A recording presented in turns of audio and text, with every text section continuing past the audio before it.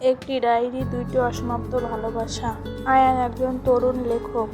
তার বাবা মা দুজনে অনেক আগে মারা গেছেন। একদিন সে তার দাদার পুরনো বাড়ি বিক্রি করার জন্য গ্রামে যায়। বাড়ি গুছানোর সময় একটি পুরনো কাঠের আলমারি খুঁজে পায়। আলমারির নিচে ড্রয়ারে খুলে পড়া একটি ডায়েরি। ডায়েরির প্রথম পাতায় লেখা, যদি কেউ এই ডায়েরি খুঁজে পাও তাহলে জেনে রেখো এটা দুটি অসমাপ্ত ভালোবাসার গল্প। কৌতূহলগত আয়ান ডায়েরি পড়া শুরু করে। প্রথম ভালোবাসার গল্প। ডায়েরিতে লিখেছিলেন একজন স্কুল শিক্ষক, নাম সায়েম।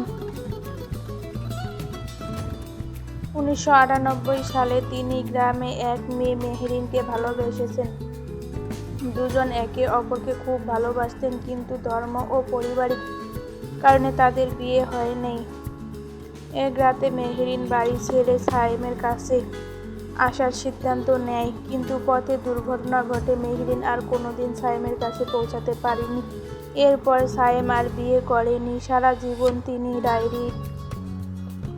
ডায়েরিতে মেহরিনের জন্য চিঠি লিখে গেছেন। দ্বিতীয় ভালোবাসার গল্প। ডায়েরি মাঝখানে হঠাৎ লেখা বন্ধ হয়ে যায়। তারপর নতুন হাতের লেখা।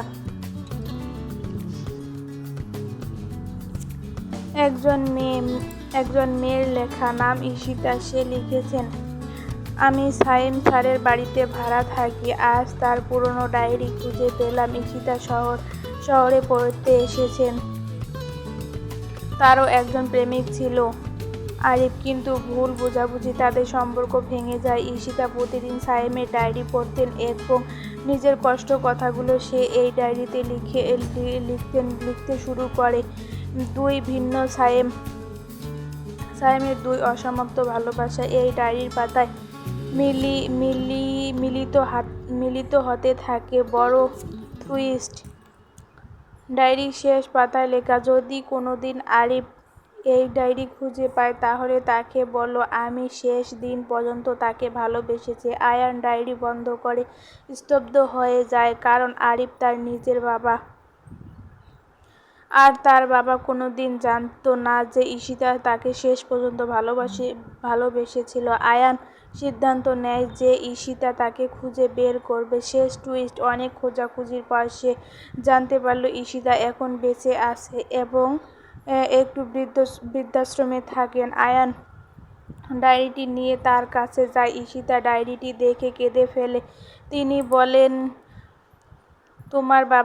তোমার বাবাকে আমি কোনোদিন ভুলতে পারিনি। আয়ান অবাক হয়ে জানতে পারে তার মা বাবা যাওয়ার পর আরিফ সারা জীবন আর বিয়ে করেনি।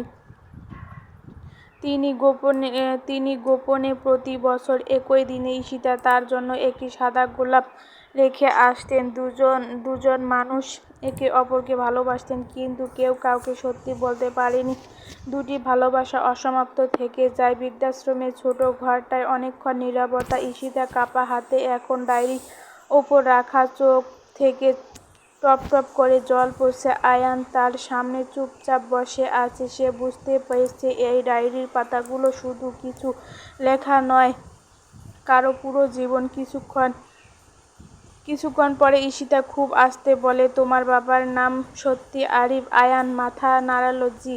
ঈশিতার চোখ বন্ধ করে দীর্ঘ শ্বাস ফেলল। এত বছর পরও আল্লাহ আমাকে এই দিনটা দেখাবে ভাবিনি। আয়ান ধীরে বলল, আপনি কি আমার বাবাকে খুব ভালোবাসেন? প্রশ্নটা শুনে ঈশিতা মৃদু হেসে ফেলল, কিন্তু সেই হাসির ভিতরে অনেক কষ্ট ছিল। খুব। তাহলে আপনারা এক হলেন না কেন? ঈশিতা জানালার বাইরে তাকালেন। সন্ধ্যা নামছে, আকাশটা লাল হয়ে গেছে। তিনি খুব ধীরে বলতে শুরু করলেন, 5 বছর আগে বিশ্ববিদ্যালয়ের প্রথম দিন লাইব্রেরিতে বই খুঁজতে গিয়ে প্রথম দেখা হয় আরিফের সঙ্গে। আরিফ তখন খুব চুপচাপ একজন ছেলে, সব সময় বই নিয়ে ব্যস্ত। আর ঈশিতা ছিল পুরো উল্টো, খুব হাসিখুশি, খুব কথা বলতো। দুজনের বন্ধুত্ব হতে বেশি সময় লাগেনি। তারপর বন্ধুত্ব থেকে ভালোবাসা। 4 বছর একসঙ্গে কেটেছি। অনেক স্বপ্ন ছিল, একটা ছোট্ট বাড়ি, অনেক বই। বারান্দায় ফুলের টব আর একটা লাইব্রেরি। কিন্তু শেষ বর্ষে হঠাৎ সব বদলে গেল। একদিন ঈশিতা দেখল আরিফ একটি মেয়ের সঙ্গে ঘনিষ্ঠভাবে কথা বলছে। মেয়েটি কাঁদছিল। আরিফ তার হাত হাত ধরে সান্ত্বনা দিচ্ছে। ঈশিতার বুকটা হঠাৎ ভেঙে গেল। সে কোনো কথা না বলে সেখান থেকে চলে এলো। পরের দিন আরিফ অনেকবার ফোন করছে, সে ফোন ধরে নাই। মেসেজ দিছে, মেসেজের উত্তর নাই। জবাব দি তারপর মেসেজের উত্তর মেসেজ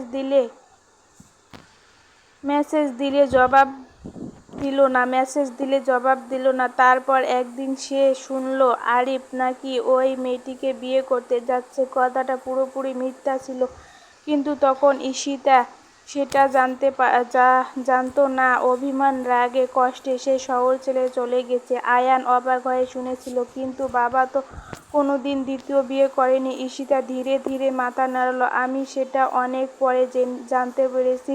তখন আর ফিরে যাওয়ার সাহস পাইনি। ভেবেছিলাম হয়তো তোমার বাবা আমাকে ভুলে গেছেন।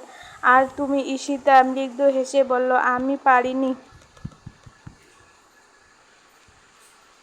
এই ডায়েরির ভিতর থেকে একটি ছোট কাঠের বাক্স বের করে আয়ান হাতে দিল। বাক্সটা খুলে সে অবাক হয়ে গেল। ভেতরে শুকিয়ে যাওয়া অনেকগুলো সাদা গোলাপ, প্রতিটি গোলাপের সঙ্গে একটি তারিখ লেখা। আয়ান বিস্ময় বলে, এগুলো কি? ঈশিতার চোখ অবাক হয়ে ভিজে উঠল। প্রতি বছরে আমার জন্মদিনে বৃদ্ধাশ্রমের গেটে কেউ একটি সাদা গোলাপ রেখে যেত। কোনো নাম থাকতো না, কোনো চিঠি না, শুধু একটি গোলাপ। আয়ানের বুক কেঁপে উঠল, কারণ সে জানে তার বাবা প্রতি বছরে একটি নির্দিষ্ট দিনে কোথায় যেতেন আর ফিরে এসে সারারাত চুপচাপ থাকতেন। আপনি কি জানতেন সে মানুষটা আমার বাবা? ঈশিতা মাথা নাড়ল না, কিন্তু আমি মনে মনে বিশ্বাস করতাম ওটা আরিফই। হঠাৎ আয়ানের চোখে পড়ল বাক্সর নিচে একটি খামের উপর লেখা, যদি কোনোদিন আরিফের সঙ্গে দেখা হয়। কাপা হাতে খাম খুলল সে। ভিতরে একটি চিঠি। প্রিয় আরিফ, জানি না তুমি কোনো দিন এই চিঠি পড়বে কি না। যদি পড়ো তাহলে জেনে রেখো, আমি তোমাকে কোনোদিন ঘৃণা করিনি। আমি শুধু কষ্ট পেয়েছিলাম। একটা ভুল বোঝাবুঝি আমাদের জীবন বদলে দিয়েছে। তুমি যদি সত্যি আমাকে ভুলে গিয়ে সুখে থাকো তাহলে আমি খুশি। আর যদি কোনো দিন আমার কথা মনে পড়ে তাহলে আমাকে ক্ষমা করে দিও। ভালোবাসা রইল। ঈশিতা চিঠিটা পড়ে আয়ানের চোখ ভিজে উঠল। তারপর মনে হলো সে যেন দুই মানুষের অসমাপ্ত ভালোবাসার মাঝখানে দাঁড়িয়ে আছে। ঠিক তখনই সে খুব আস্তে বলল, আপনি যদি আপত্তি না করেন আমি আপনাকে একটা জায়গায় নিয়ে যেতে চাই। ঈশিতা অবাক হয়ে তাকালো। কোথায়? আয়ান কণ্ঠে কেঁপে উঠল, আমার বাবার কাছে। ঈশিতা চুপচাপ করে রইল। তারপর ধীরে জিজ্ঞাসা করলেন, আরিফ কোথায় আছে? আয়ান চোখ ভিজে জল চলে আসলো। সে খুব আস্তে উত্তর দিল, বাবা 3 বছর আগে মারা গেছেন। ঘরটা হঠাৎ নিস্তব্ধ হয়ে গেল। ঈশিতা তার হাত থেকে চিঠিটা মেঝেতে পড়ে গেল। তিনি ফিসফিস করে বললেন, আমি আবারও দেরি করে ফেললাম। তার চোখ বেয়ে নীরবে জল গড়িয়ে পড়তে লাগলো। আয়ান বুঝতে পারল, কিছু ভালোবাসা গল্প শেষ হয় না, তারা শুধু একটু বেশি দেরি করে একে অপরের কাছে পৌঁছায়। সেদিন রাতে বৃদ্ধাশ্রমের ছোট ঘরে কেউ আর কোনো কথা বলতে পারেনি। ঈশিতা চুপচাপ বসে ছিলেন। তার সামনে টেবিলের ওপর আরিফের জন্য লেখা সেই চিঠি।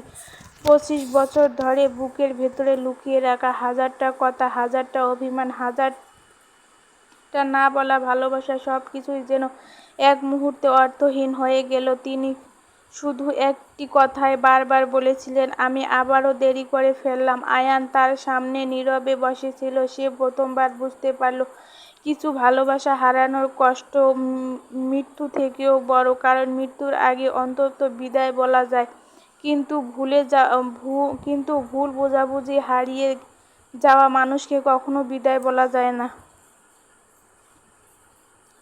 পরের দিন সকালে আয়ান আবার বৃদ্ধাশ্রমে গেল। তার হাতে একটি পুরনো অ্যালবাম, আরিফের ছবি, ছোটবেলার ছবি, আয়ানের মায়ের ছবি আর কিছু একা একা তোলা ছবি। ঈশিতা ধীরে ধীরে ছবিগুলো দেখেছিল। হঠাৎ একটা ছবির সামনে এসে তার হাত থেমে গেল। ছবিটা দেখা যাচ্ছে একটি ছোট্ট কবরের সামনে দাঁড়িয়ে আছেন আরিফ। তার হাতে একটি সাদা গোলাপ, ছবির পেছনে তারিখ লেখা 14 জুলাই, ঈশিতার জন্মদিন। তার চোখ দিয়ে নীরবে জল গড়িয়ে পড়ল।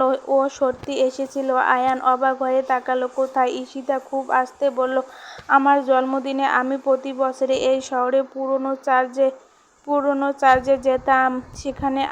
সেখানে কিছু সময় একা কাটাতাম। এক বছর হঠাৎ দেখি দূরে একজন মানুষ দাঁড়িয়ে আছে। আমি চিনতে পারিনি। আজ বুঝতে পারছি সে তোমার বাবা ছিল। আয়ান ধীরে ধীরে জিজ্ঞাসা করলো, আপনারা যদি এত ভালোবাসতেন তাহলে কেউ কাউকে খুঁজলেন না কেন? ঈশিতা অনেকক্ষণ চুপ থেকে বলল, কারণ মানুষ যখন খুব কষ্ট পায় তখন সে নিজের কষ্টটা সত্যি মনে করে। আমি ভেবেছিলাম আরিফ আমাকে ঠকিয়েছে, আর তোমার বাবা ভেবেছিল আমি তাকে ছেড়ে চলে গেছি। আমরা কেউ একবারও সত্যিটা জানার চেষ্টা করিনি। সেদিন বিকেলে আয়ান তাকে নিয়ে গেল শহরের উপকণ্ঠ একটি ছোট কবরস্থানে। গাছের ছায়ায় ঢাকা একটি কবরের সামনে এসে থামল। সাদা পাথরের ওপর লেখা, আরিফ রহমান, জন্ম 1972, মৃত্যু 2023। নিচের একটি লাইন, সে ভালোবাসতে শিখিয়েছে, সে কখনো হারিয়ে যায় না। ঈশিতার পা যেন আর এগোতে চাইছিলেন না। তিনি ধীরে ধীরে কবরের সামনে বসলেন, কাপা হাতে পাথরটা স্পর্শ করলেন, তারপর ফিসফিস করে বললেন, তুমি এত কাছে ছিলে অথচ আমি তোমাকে খুঁজে পেলাম না। তার চোখের জল মাটিতে পড়তে লাগলো। আমি তোমার ওপর খুব রাগ করেছিলাম আরিফ, খুব অভিমান করেছিলাম, কিন্তু কোনোদিন ভালোবাসা কমেনি। তিনি ব্যাগ থেকে সেই পুরনো চিঠিটা বের করলেন, কবরের উপরে রেখে দিলেন। এই চিঠিটা তোমার জন্য লিখেছিলাম। খুব দেরি হয়ে গেল, তাই না? চারপাশে হালকা বাতাস বইছিল, গাছের পাতা নড়ছিল। আয়ানের মনে হয়েছিল প্রকৃতিও যেন এই অসমাপ্ত গল্পটা শুনেছে। কিছুক্ষণ পর ঈশিতা ব্যাগ থেকে আরেকটি চিঠি বের করলেন, একটি পুরনো ছবিতে দুজন তরুণ তরুণী বিশ্ববিদ্যালয়ের সামনে দাঁড়িয়ে আছে। দুজনে হাসাহাসি করছে। এটা আমাদের একমাত্র ছবি।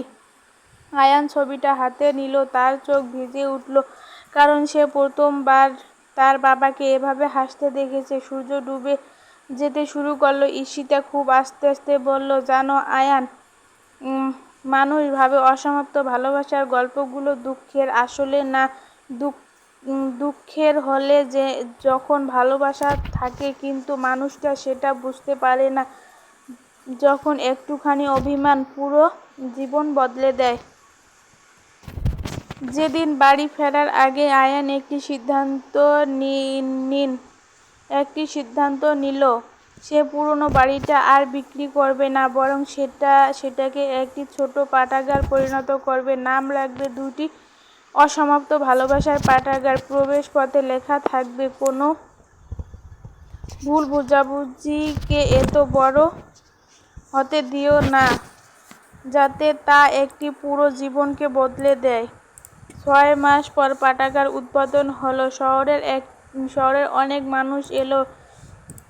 শেষে ঈশিতাকে কিছু বলার জন্য অনুরোধ করা হলো। তিনি ধীরে ধীরে মঞ্চে উঠল, কিছুক্ষণ চুপ করে দাঁড়িয়ে থাকলো, তারপর বলল, আমি জীবনে দুটি জিনিস খুব দেরি করে শিখেছি। প্রথমত, ভালোবাসলে সেটা বলতে হয়। দ্বিতীয়ত, কাউকে হারানোর আগে তার কথা একবার অন্তত শুনতে হয়।